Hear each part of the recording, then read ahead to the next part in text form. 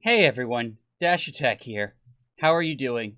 Mark Kern has been on fire with the Sweet Baby Inc. stuff. He's been making appearances with a lot of the big channels, and he's been in contact with Cabrutus about everything. So, the most recent game to be found to have links to Sweet Baby Inc. was Flintlock, but the devs are now telling Cabrutus that they're in the process of getting rid of the Sweet Baby Inc. elements.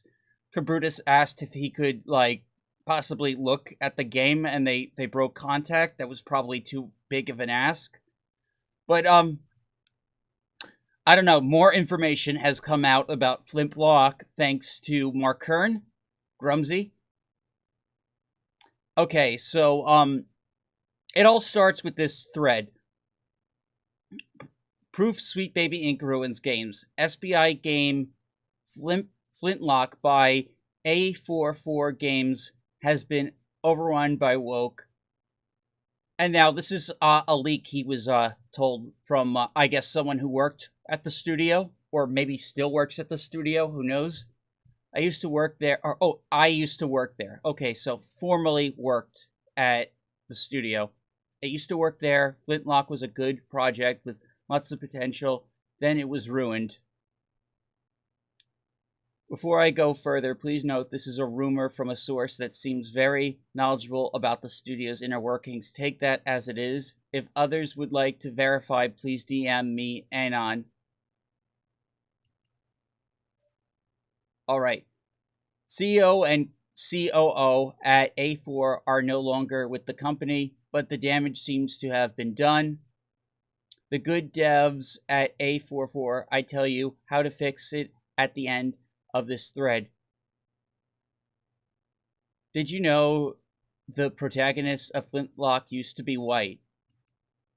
When COO and casting director Andrea Topps-Harjo joined the studio, her first actions were to change the character to hire Sweet Baby Inc. This marked the beginning of the problems with the game and the studio. Yeah, so he goes on and says how I think this person might have been embezzling money into her own studio, this Inclusion FX. So Grummz goes on. Andrea Topps-Harjo is rumored to have used the company's funds and manpower to power her personal agenda and projects on initiatives not related to the game or even the studio itself. One such initiative that I found is Inclusion FX, a VX company and advocacy company with shades of Sweet Baby Inc. Here is the bio from the company. Inclusion FX is a platform designed to support amplify underrepresented voices in VFX for features, television, and game industry. Our goal is to give the next generation access to models by sharing the hero's journey of a diverse range of professionals. Our team are uniquely positioned to unite the voices of giants in the FX and games industry and present their perspectives as a united group of heroes in the next gen can look up to. This will be achieved by broadcasting ongoing series, panels, yada yada yada. Every 3 months, we invite individuals from traditionally underrepresented backgrounds from all aspects of visual effects, animation, and game development to impact their wisdom, survival skills, and hero's journey via IFX online channels. Oh, and this is, I guess, this is Andrea. She worked for Sony Pictures, Context, Starship Troopers, X-Men 2. So she was in movies before she went into games.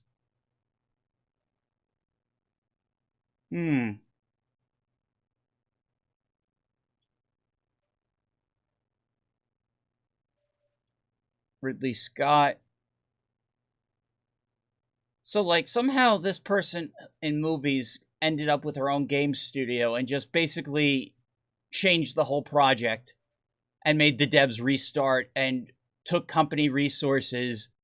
Oh, apparently she also took the devs to make art assets for Inclusion FX's website, it seems. Oh, man. That's a conflict of interest. Aside from working with Sweet Baby Inc. and making changes to the game, Andrea also directed numerous changes in HR in her role as COO. In 2021, most developers were denied raises and evaluations were postponed for at least 6 months. Andrea told HR to inform anyone who complained or asked questions that the reason is because I said so. She also ordered the HR department to hide the salaries of top execs of the company. HR tried to help, but were unable to get past this. The team was worried about the studio's finances. Meanwhile, the new hires and changes to the game resulted in a project where these people know nothing about how a video game is made. Damn. So she put underqualified people into positions of the game, and they didn't even know how to make a game. After 2 years of these DI changes at A44, the damage had been done. At this point, the studio was purchased for $175 million, an unusual high sum for a small studio. But Kelper Initiative in September of 2021, a gaming collective fund whose founder also founded the Kowloon Knights Gaming Fund. It was at this point that Andrea, the COO, left the company. Perhaps this was the start of the cleanup of the game's troubles.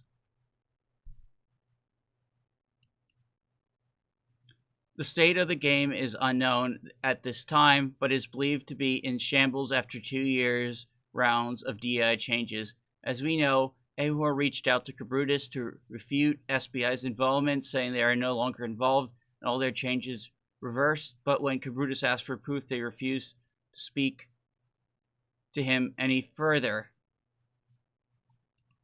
Now, this is a new... I missed this one.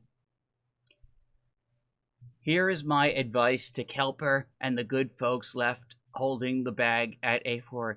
You reverted the SBI changes. Good. Announce that you have terminated services with SBI and watch your PR soar. Gamers will flock to you. Don't try to hide it.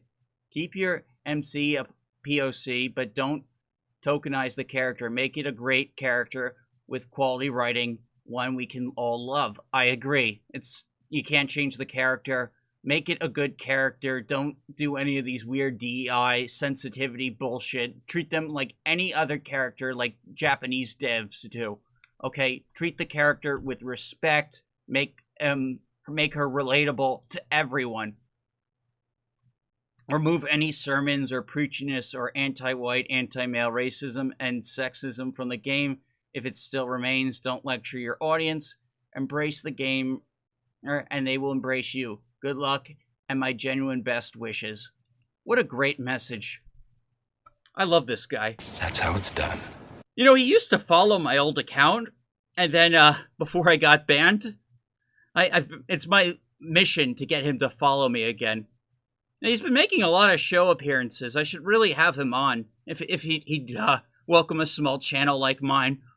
But, you know, he's a busy guy. I don't really need to have him on. But it would just be cool. One day, maybe. But anyway, I'm happy to cover this story. And it is sad. This is kind of a tragedy. It was never about color, sex, race. Just well-written, great characters. This is, though, a tragedy that they had to restart their game and that it got altered by the studio meddling, and that this person was embezzling resources into her own interests. She should never have been the CEO of this company. Anyway, that's the story. Let me know what you guys think. Thank you all for watching. Please remember to like and subscribe. I'll see you all next time. Dash Attack out.